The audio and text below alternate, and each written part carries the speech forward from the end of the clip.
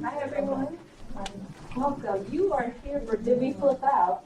Assessing the impact of flipped extra days and instructional podcast at Bronx Community College. Today we have the authors Monique Ashard, Roque Ocean Martin, Yasmin Edwards, and Maida Landau. Thank you. Morning. Okay. So in the interest of time and having no break, we're just going to jump into it. So I'm Monique, and this is Moronke. We facilitate for like the past, I've only done it for 3.5 years, but you've done it for much longer. Yeah, I can do it for about 7 I years. bow to thine expertise.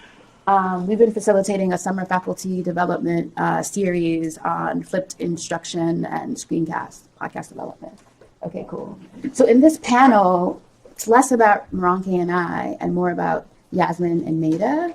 But we do hope that in the Q&A, we have some time just to critically reflect on the impact of all of our collective efforts to shake up a lot of the culture of what happens in our classroom by turning to more active learning methodologies. Cool. So there are lots of BCC folks here, so I don't have to go through the demographics of BCC, right? I will use this slide to say that there's a lot of research that says that students on urban commuter campuses, ethnic minority students, do not thrive in traditional classroom settings, right? Okay, cool. So our efforts are interdisciplinary efforts to enhance and increase student engagement. I use podcasting in my social psychology of women, and intro psych class. Moronke, you use it? For communication, especially for interpersonal and for mass comm. Yasmin? I use it for anatomy and physiology too. And I use it in my graphic design, in my advanced graphic design class. Okay. If we have time, we'll talk about, so most often we have the same students, but sometimes we don't, right? So we'll talk about some commonalities, if we can, and then points of divergence. Cool. So how many people understand what it means to flip a classroom? Okay. I would like to learn. A little bit more about it? Just a brief sentence. I'll do a brief sentence, especially because Donna McGregor is in the room, and I also bow to her expertise on like flipped instruction and active learning too, right? So what traditionally happens when you go to a class? For those, remember back when we were students, what happens in the classroom? Take attendance first? Okay. CUNY is a non-attendance taking institution, so we shouldn't be taking attendance, but whatever. I take it the first 2 weeks for COA, and then I forget about attendance. Yeah. I really do. Okay. All right, so you take attendance. Who is the person who's at the center of most things in the room? The professor, right? Who is positioned as the person who knows things? Right? Professor is knower, and students are kind of known, right? Lots of like traditional research when it comes to andragogies and pedagogies position students as like these empty receptacles that we're pouring information to, right?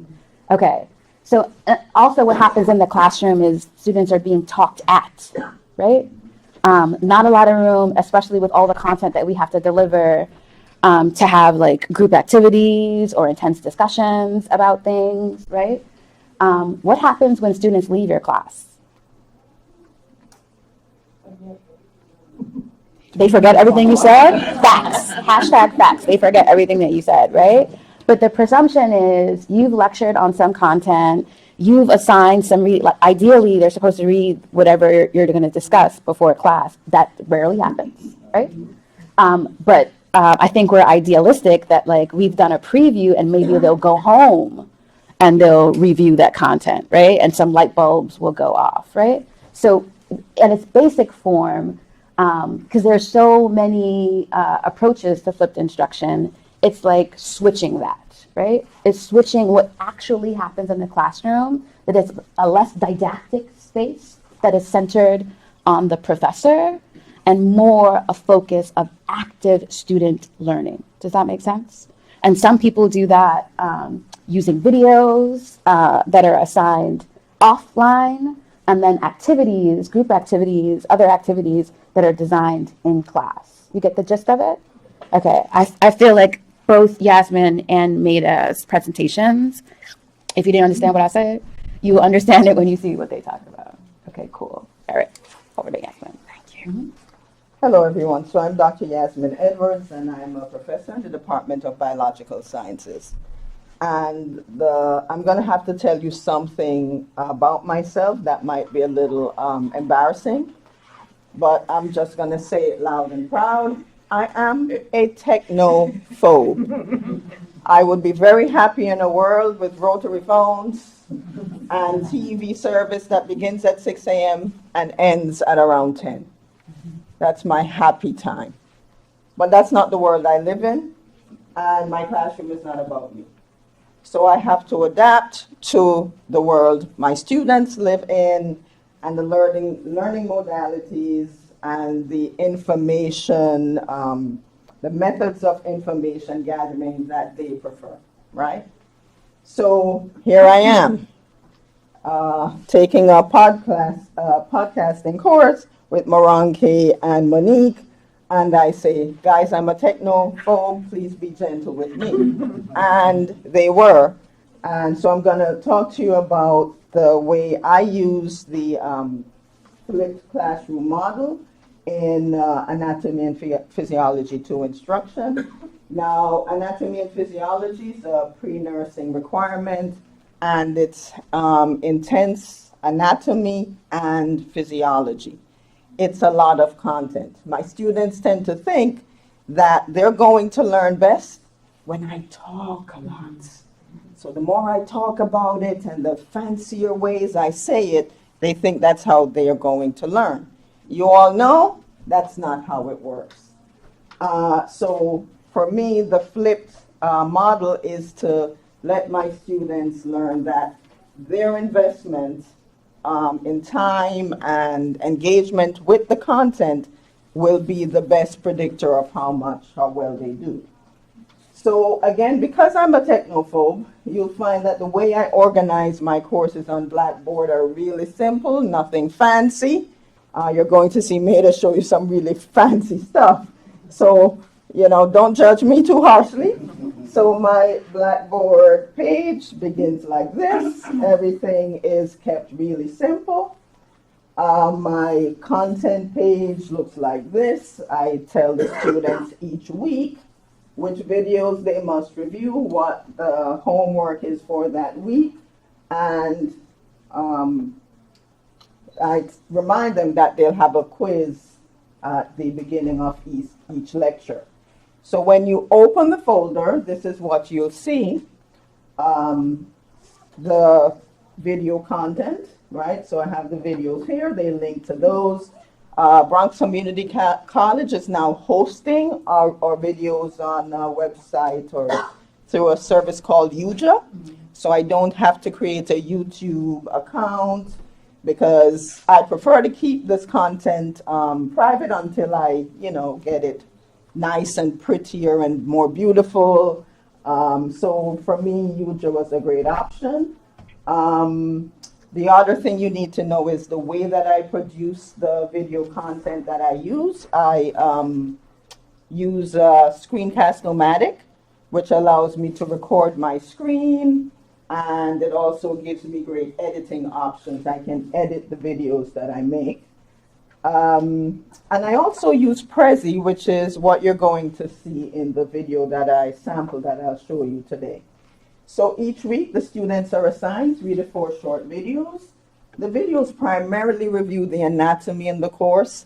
Sometimes I have a few videos that address physiology content, but my experience in the past has taught me that physiology is a little more challenging. And so I tend to present the physiology in class in a lecture format. I ask them questions, and I'll give them in-class activities to practice working on that content. So the buy-in for the students is they must complete a homework assignment related to the videos. So the homework questions are very closely aligned. So literally as you go through the videos, the questions that are in the homework assignment are there. And with time, they learn that if, as they're going through the videos, they have the homework questions in front of them, they'll be able to do things much more efficiently. And so I'm gonna play you a short sample of the video that I produced.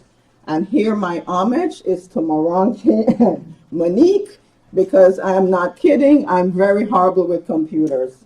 But you did a Blackboard lecture the first try, and it was amazing. But as I like to say, I face my fears. And so you're gonna see the result of that. All right, so let's see if I can get this to play. Just hit right. Aristotle believed the heart to be the emotional center because it was known that grief caused the heart to ache. We now know that Aristotle was incorrect, but statements such as they have a broken heart because their lover left show that we continue to speak of the heart as an emotional center. We will begin our conversation of the heart by discussing some important terms. First, we'll define the terms cardiovascular versus circulatory. So the heart is a pump that lies at the center of these two systems. Right, so that gives you a good idea of what I was able to do. And I'll try to get to the end, because at the end, now how do I speed this up, guys? You should be able to scroll, right? Yeah, I see a scroll bar, but see? Cardiovascular system refers to the heart. Can't scroll the way that it's set up. And I want to show you the last two slides because I include important reminders for the students.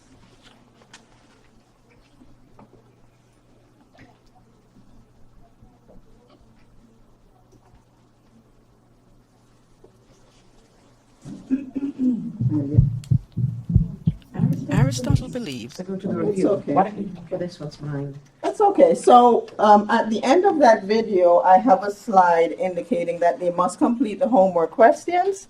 And guys, you know our students. Are they going to do it if there's not a test? No. So they're reminded that they're going to be tested on the content at the next time we meet. So the buy-in has been great so far. They'll complete the homework questions, which they give to me at the beginning, and they have a quiz on that content first 15 minutes of class. All right, Mabel. Okay. Hi, I'm Mabel Landau. I'm an admin at BCC in the graphic design program, the digital design program. I work on computers all the time, but I am completely a Mac person, so I guess I'll be a technical on this PC, in the PC environment. So I teach some basic classes and I teach some advanced classes. There is way too much material, honestly, for any students to master it in the amount of time we have it. So in the basic classes, they're doing a lot of creative work in the Adobe Creative Suite, Photoshop, Illustrator, InDesign. But I decided to look for some solutions for the advanced class that I often teach, which is an advanced graphic design project. For this class, the idea is to spend a lot of time developing conceptual, visual solutions to the challenges of branding and marketing a company. What I find, of course, is that the students either haven't quite learned all the skills or don't remember them, frankly, semesters later. So we come into this semester with this highly demanding project where they are picking a company to brand, developing a logo, which is quite a process, developing, so it has to be a corporation, going through stationery development, and then all sorts of branding, as in develop the color palettes, the type hierarchies, and there's all these elements to it, a ton of elements to this, culminating in a corporate manual of guidelines and also a number of projects that they've done for the company. This is a lot to do in 15 weeks, right? So I wanted to try to come up with a way to help them at least with the technical skills for doing this so that we could spend more time on the conceptual work in class. So towards that, and I've always been a fan and interested in technology as a tool for both learning and teaching. So I've been involved with that for many semesters, was interested in the concept of the flipped classroom and took the workshop with these wonderful women last summer, and so developed a series of videos to help with this. I guess. So this is really, we don't need to read it, but really the bottom line is this is all about the conceptual stuff. I kind of put this in red because I want them to have high-level skills as well. There's an awful lot of, these are art students. I'm working with art majors. They're very often very creative and not super focused on the details, many of them. I've made my living. I've worked as a graphic designer and kind of raised my family and supported, so they know I come from the world that they are trying to get into. And so I try to set very good basics for them. And it's towards this aim of doing things the proper way, because sometimes there really is a proper way to do it, that these videos are aimed.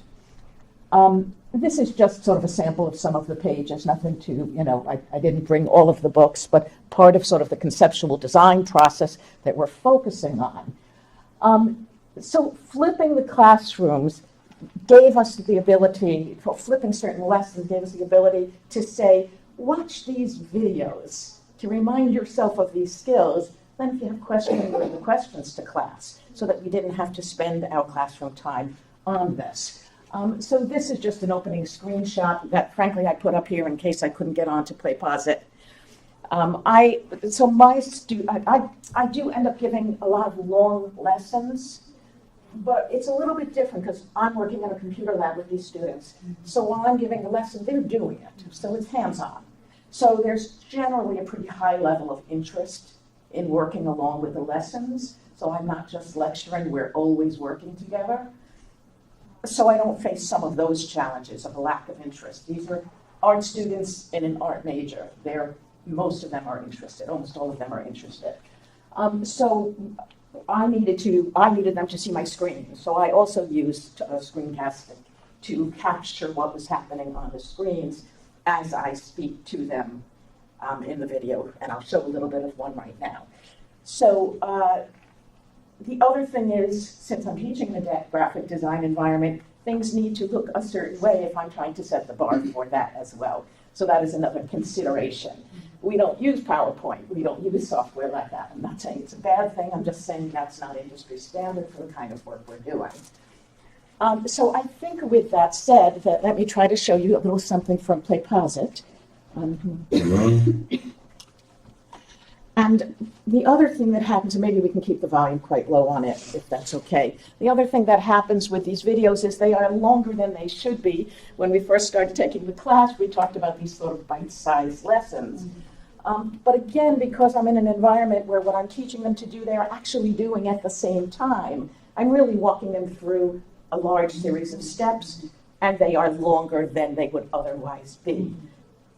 So I think we can start it. Oh, sure. Before you set up your InDesign, And I'm going to keep it low just so I can talk a little. So the other thing is that I then, after I made the videos and edited them, I brought them into PlayPosit.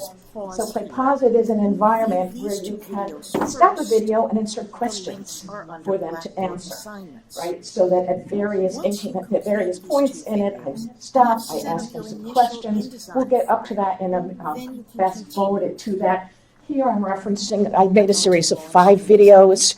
I've told them many times you've got to watch them in order, and I refer them to some of them, the ones they should have done first. And again, all of this is, very specific to what I'm teaching, so I will kind of try to fast forward.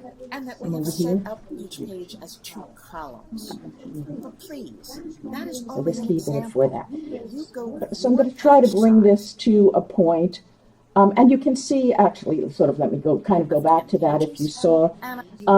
You have the ability in this, It will have all of the so elements. I'm going to get there, from the where you master can have, a and yellow then circle around your cursor, where you can bring visual attention to what you're talking about, because I'm trying to help them find their way around the software, to frankly. make is whether or Right, not so they've you got to choose know where to go to. And I've watched enough them later. videos It's good online for them where to it's like, decide now. what are they doing? What are they doing? I Do watched it want 10 to times choose because it's first. big and I Let's can't set see. them up. So Make sure there you are click tools here on the within master PlayPosit to do that. Opening up I'm not pages quite at sure the where top we are right. at this moment. I'm going to my A But you'll see master at various and the times where I'll have left-hand page. type pop up in, or notes here and the yellow cursor coming up. And I'm showing them where it is, where they can access things. So it's all extremely specific. I'm trying to get to and there you saw sort of the pop-ups that you can have. Excuse me, as I sort of go back and forth to try to keep this moving.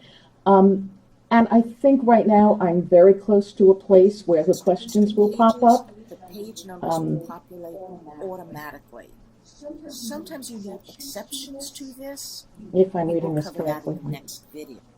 So you see over there on the left, the questions pop up on this. And the other thing, obviously, about a learning environment like this is they can pause where they want. They can rewatch any segment they want as many times as they wish. We all have students of very, very learning abilities and learning speeds, right, and learning styles. So with this, they can go back, watch it as many times as they wish to until they master it. There is no grade attached to them getting every answer perfectly, but there are grades attached to going through all of them and making multiple attempts as needed. And if they don't understand the material, of course, they can bring their questions into class. I'm going to see here if this is going to allow me. I'm just going to answer, and I'm going to answer some of them incorrectly. And I'm not seeing the bottom of it, so I can't quite tell what's going on here. And I'm just going to submit it. I didn't even look at the question, so I don't know if I got it. And it's telling them they got it incorrect, right? Some of them have multiple answers that you can answer correctly, so they can go do it as many times as they want. And so on these videos, at various points, I pause for this purpose of saying, stop a minute, did you get what went on before we go forward? And I have found that very helpful. So rather than play more of it, I think I would like to take you now to, I'm not kind of seeing my main PlayPosit menu. Can I get back to that? Let's see. Sorry, folks, I don't know this environment, so that's the video itself. I would think we should be able to turn off the preview in the top Rita, right can you corner. I'm move just us, not seeing it. Maida, can you move us close to the end because we're running out of time? Absolutely. So you know what? I'm just going to go back to this, which is not on PlayPosit, not live, but you can call up analytics. Is I guess the last point I've made, right? So I can see which students have done the videos, how they did with them. This particular screen is a question by question breakdown, so I see how they did on that particular question. So I can see how each student does. Okay, and that's a really valuable tool. There's also, again, this isn't live, so I can't click on them, their ability to rate it. So out of 5, they will rate it. And some of them will give it a 2 and say, awesome, whatever it is. But you can see their comments and see their understanding on it. So I think I'll wrap with that. Thank you so much. Wonderful. Thank you. So you've seen how our, I'm not going to call you students, but our faculty members they've used Screencasts and they've used PlayPosit, which is another program that you can purchase. It's gotten a little expensive over the years as more faculty have been drawn to it. But our faculty members also use the Blackboard, and I just wanted to show you very quickly what that looks like because I know CUNY is making monies available for that. Alt-Tab.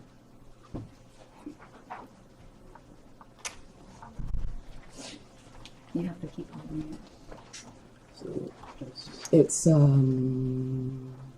where is it? This one, right? Yes. Is it up? Okay. So I just wanted to show you very quickly, just the second one. But enable. Very quickly, you can start that for me. This is the Blackboard, and it's a wonderful piece of equipment that we have been testing over the last 2 years or so. Faculty members often come to it terrified. I can't be on TV. It's not being on TV, but it's like being on TV. And this is one that our adjunct, one of our adjunct assistant professors tried for the first time. She was terrified, and then she put this together, and she said, wow, I love this. And she's teaching Spanish, and I just wanted to, can we just play a quick second so that you can hear? And one of the things that you can do is you can start setting up your work on this Blackboard, and it's same way that the Khan Academy uses, trains, except that you have it, we have it in a particular location, and you reserve time, and you do this. Just, can you just play, it should play. No, it's misbehaving. Can we just go right here, very, very quickly? If not, so just so you can hear it. And again, it's just practice. You know what? If we can't, that's okay. That's okay. But it is another option, and one that she ended up enjoying. And it's not playing?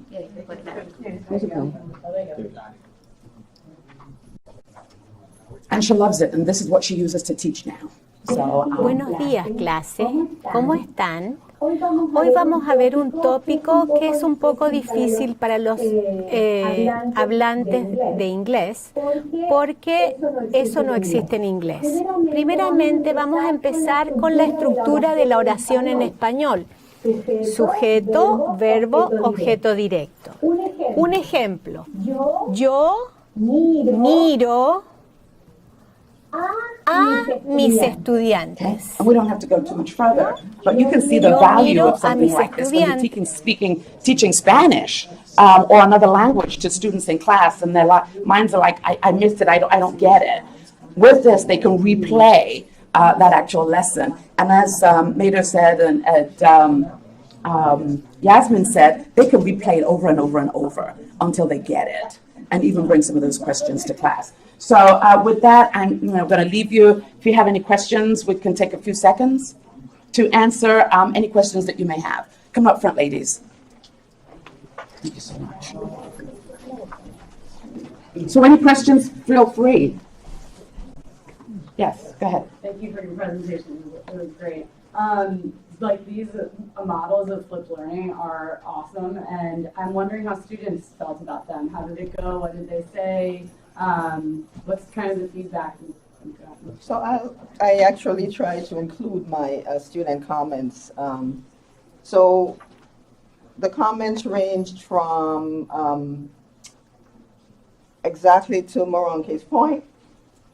I'm happy that I can go back over these videos to make sure that I understand. So that was one of the comments that really reinforced my desire to keep getting better at this, because that's the point. Because even though students love lectures, the fact is when I lecture, I can't go back and do that for review. But they have those resources available to them to review at any time. I guess the best one was, where's my homework? When they're actually asking you for the work, it's a win. Go ahead. And I would say mixed, really. You have the students that go right to it and love it and see it as the valuable resource that it is. You see have those students that are resistant to it. I think if they were more used to it in other classes as well, but for many of us, we are introducing it to them for the first time and putting that responsibility on them to come in better prepared. So of course it's a little bit mixed, but I would say most of the students are finding it extremely valuable, and most of them want access to it, at least in mine, after the class, because they know they have to learn that stuff. They know they have to know it. So overall great, but lots of people dragging their heels, and you have to remind them you didn't watch the videos yet. Don't really want to answer the questions if you haven't given it a spin first, Yeah. So that's been my experience. I find that my students love it, but my peers, especially when they evaluate me, don't get it, right? And that's frustrating. Like a critique is that I think we've all heard, like, so your students are teaching themselves. Yes. And students, yes, exactly. And students also have those issues too. In assessing some of our, Right. Yeah. So, create the videos. yes. What's your question? My question is, what do you feel that you have time for now, that this really gives you the opportunity to go in more in depth, or do they feel less stressed about getting something wrong because they know they have time for questions? What benefits, like they learn more, but how did the in-class time work for you? Okay, so the value of the flipped classroom is that you're taking that precious lecture time out of the classroom so that you can do exercises and so that you can go deeper into those concepts and let them actually try it out and experience it. You don't often have time for that if you're lecturing for 20, 30 minutes, because first of all, their minds have gone off somewhere else, so you lose them. So it gives you that time to plan. Some people are, I know Yasmin, quizzes. What else are you doing in the classroom? So my class is structured so that they come in, they do a 15-minute quiz. Then the homework questions, I check them to make sure they've done them. It's a cursory check. Did they do most of them? It's like a plus type of situation. And then they go into groups. I like a dynamic class. I do not want that class where I'm standing there dispensing my knowledge, right?